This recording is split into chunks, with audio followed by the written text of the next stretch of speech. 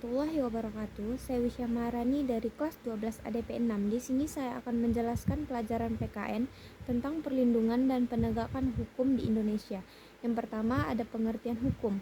Hukum adalah peraturan-peraturan yang bersifat memaksa, yang menentukan tingkah laku manusia dalam lingkungan masyarakat yang dibuat oleh badan-badan resmi yang berwajib.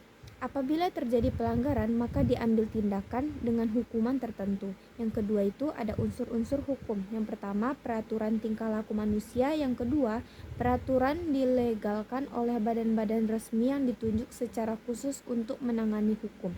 Yang ketiga, peraturan yang bersifat memaksa.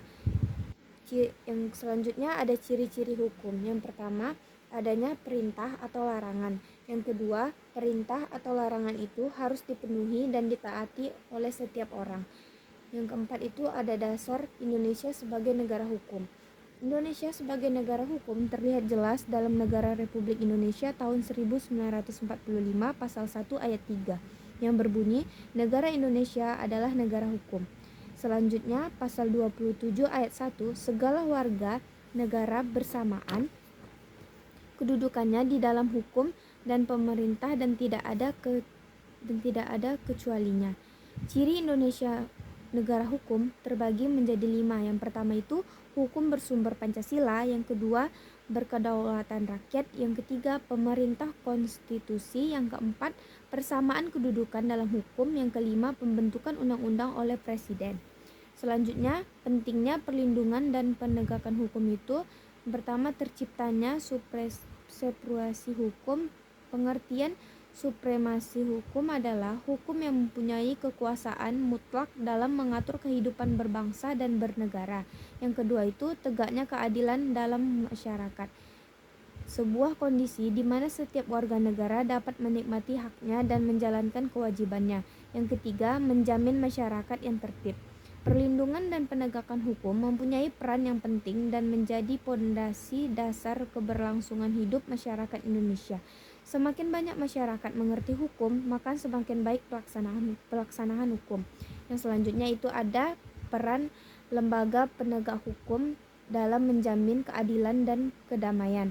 Yang pertama itu ada peran Kepolisian Negara Republik Indonesia, terbagi menjadi 5. Yang pertama, memelihara keamanan dan ketertiban masyarakat. Yang kedua, menegakkan hukum.